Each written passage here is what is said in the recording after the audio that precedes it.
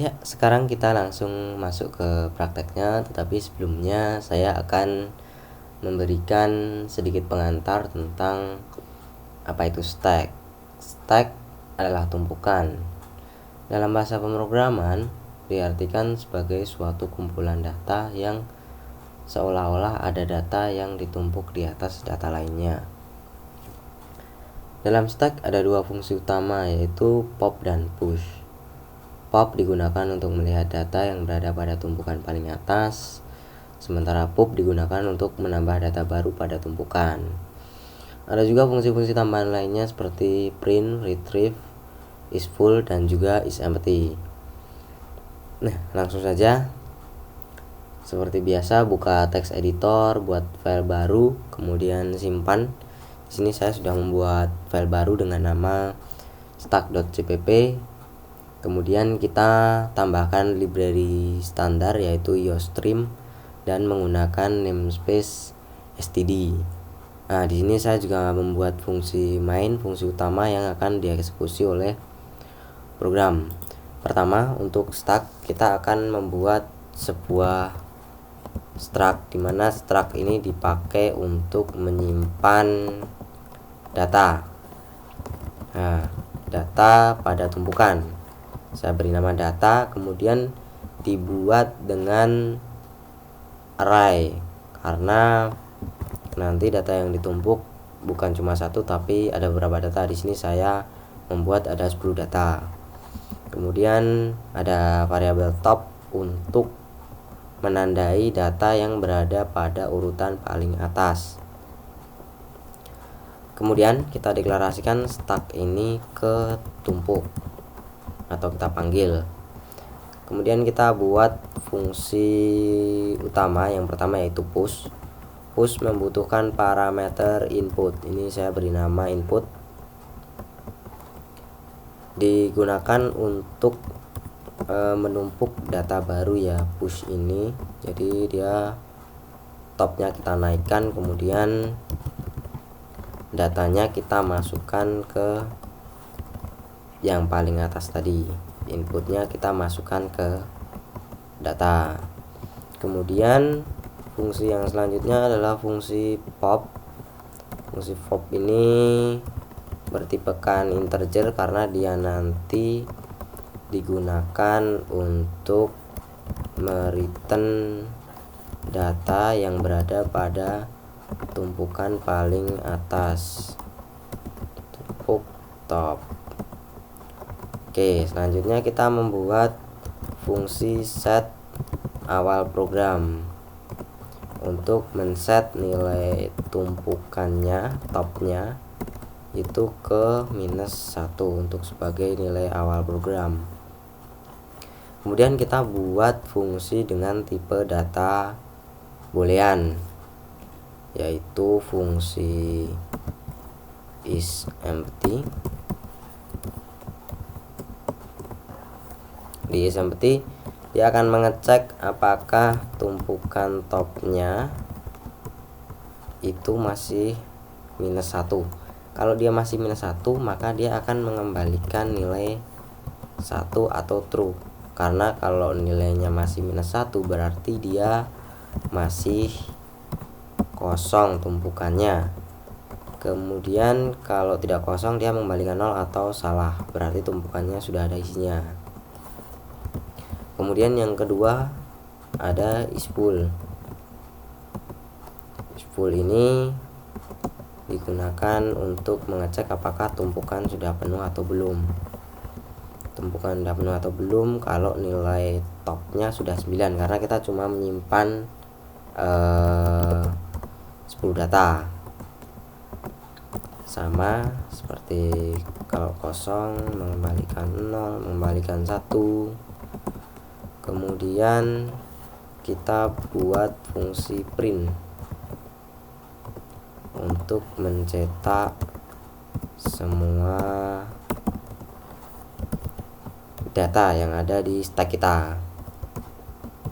0, i-nya kurang dari sama dengan tumpukan topnya, i++.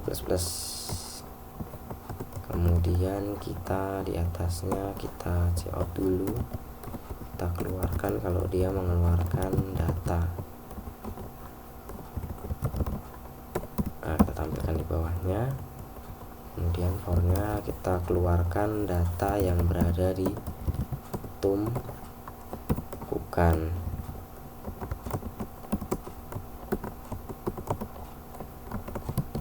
Oke, sudah. Jadi ini semua fungsinya. Ya, sekarang kita buat menu di fungsi mainnya. Tetapi sebelumnya kita buat beberapa variabel dulu. Pilih untuk nanti pilih menunya, dan input untuk data yang di push. Kita panggil fungsi set awal untuk men-set awal programnya. Kita lakukan perulangan do. Well, kalau pilihannya itu lebih besar sama dengan 1 dan pilihnya itu lebih kecil sama dengan 4. Nah, di sini kita akan tampilkan pilihan pertama, yaitu push data.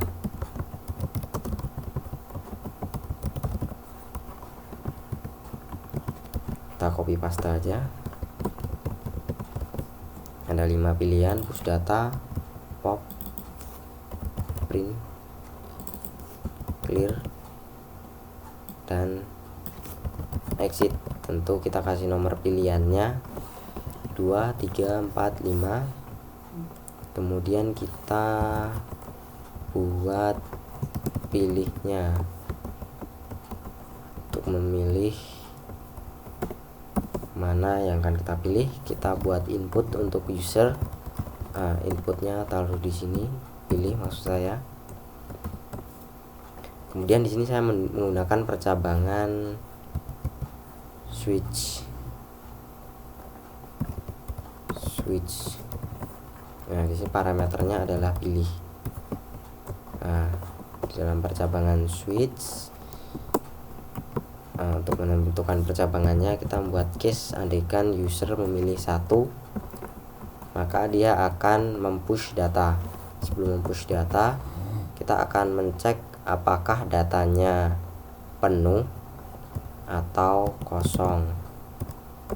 Penuh. Kalau dia penuh, berarti dia akan menampilkan tumpukan penuh.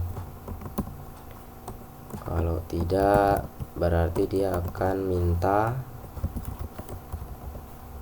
data apa yang ingin di-push.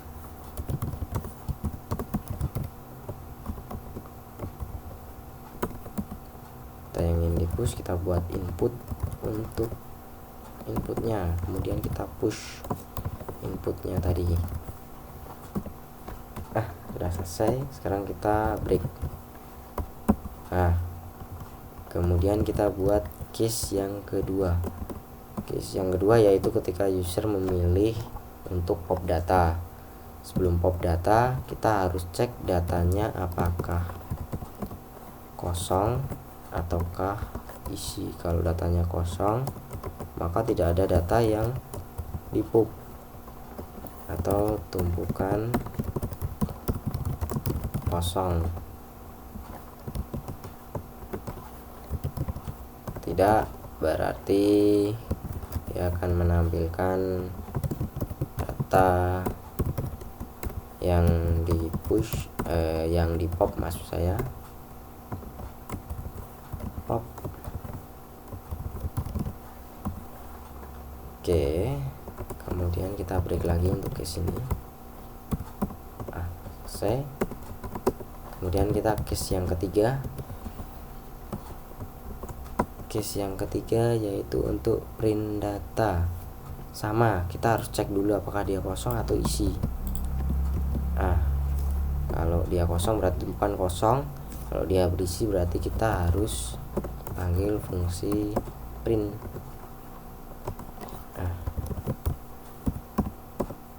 Selesai. Case yang keempat, untuk mengclearkan datanya cukup mudah. Kita kembalikan ke nilai set awal, maka datanya akan kembali kosong. kosong lagi. Sampai di sini kita coba compile dulu, mungkin ada error atau salah. Oke, file saya simpan di desktop. Harus pindah ke desktop dulu. Nah, di situ ada stack.cpp. Saya akan compile stack.cpp main out test stack. Oke, compile. Oh, ada kesalahan. Tumpu, bukan tumpu tapi tumpuk. Di mana tadi? Line 16 baris ke-16, tumpuk bukan tumpu. Kemudian di return 0-nya harus ada titik koma. Di while-nya harus ada titik koma. Oke, kita compile lagi. Compile-nya berhasil. Tes tak. Kita push 2 misalkan, push lagi 3, kita push lagi 4. Oke, sekarang kita popnya di 4 ya. Kita yang di pop 4, push kurang rapi sedikit. Sekarang kita print. Nah, ini print datanya 231, ini termasuk pilihan kurang rapi. Kemudian kita clear data. Setelah clear, kita lihat datanya, kita print tumpukannya kosong. Oke, cukup sekian dulu. Mungkin kodenya perlu dirapikan sedikit lagi ya. Kita rapikan datanya. Kita kasih inline di sini. Kita kasih inline spoolnya di beberapa tempat, kita kasih inline masuk di sini.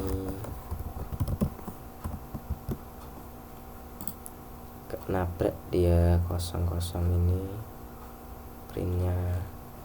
Kita exit, kita compile lagi coba. Push 2. Tadi popnya belum ya,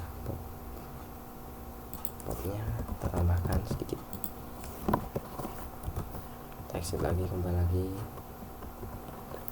Tuh, push 4. Kita push lagi 5. Kita pop 5. Data di pop tadi. Kemudian kita print 2, 4, 5. Kita clear.